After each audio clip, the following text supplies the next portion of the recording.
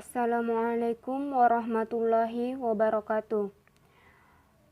Baik, kami dari kelompok 4 akan menjelaskan tentang preformulasi dari organoleptis dan analisis fisikokimia, di mana anggota kami yaitu yang pertama saya sendiri, Ananda Putri, kemudian Andi Anissa Asdar, Andi Fadlan Macirina, dan Andi Nabila Sahra. Baik, perlu kita ketahui apa itu preformulasi.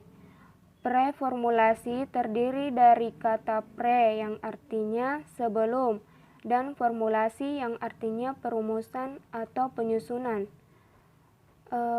Preformulasi dapat diartikan sebagai langkah awal yang dilakukan ketika akan membuat formula suatu obat, yang meliputi pengkajian tentang karakteristik atau sifat-sifat dari bahan obat dan bahan tambahan obat yang akan diformulasi.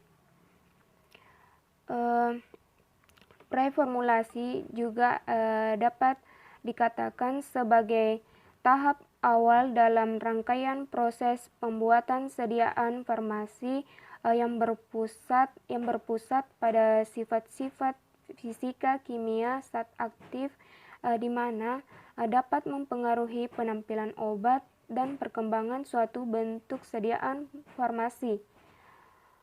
Dengan kata lain, preformulasi merupakan suatu investigasi sifat-sifat fisik dan kimia zat aktif tunggal atau digabung dengan eksipien.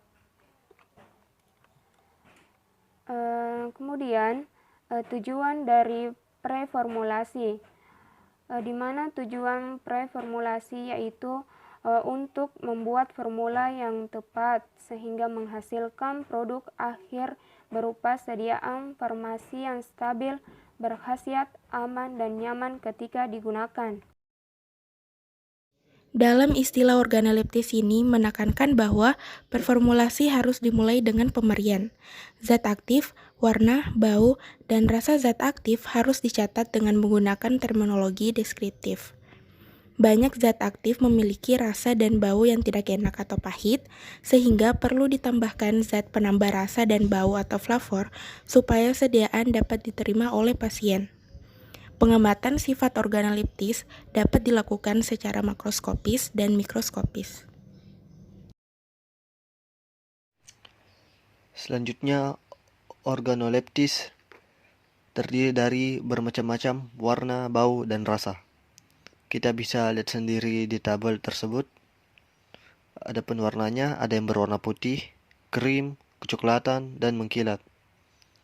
Adapun baunya ada yang berbau tajam, bau seperti buah, aromatis, tak berbau.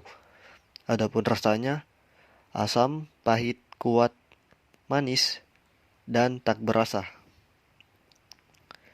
Selanjutnya, analisis fisikokimia.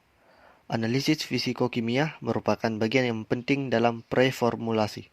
Mengapa dikatakan sebagai bagian yang penting? Ya, karena analisis fisikokimia ini dilakukan untuk identitas dan kadar zat aktif.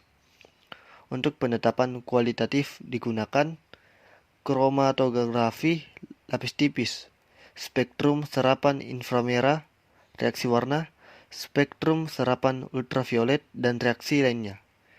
Penetapan kadar dilakukan dengan metode spektrofotometri, kromatografi gas, kromatografi cair kinerja tinggi, titrasi kompleksometri, asam basa, argentometri, dan iodometri. Analisis kualitatif merupakan metode analisis yang bertujuan untuk mengetahui atau menemukan komponen penyusun suatu obat. Analisis kualitatif dapat dilakukan dengan cara fisika, cara kimia, cara biologis, atau tidak spesifik. Cara fisika memiliki kelebihan, hasil lebih eksak, bahan tidak mengalami kerusakan sehingga sampel dapat digunakan untuk uji lanjut. Alat atau instrumen mahal.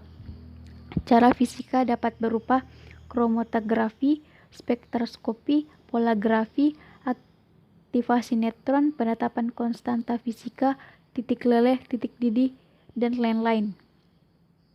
Spektroskopi, nyala pemerian, warna, bentuk, warna, bau, rasa, kelarutan, asam basa, netral, air, pelarut organik, dingin, panas, dan lain-lain.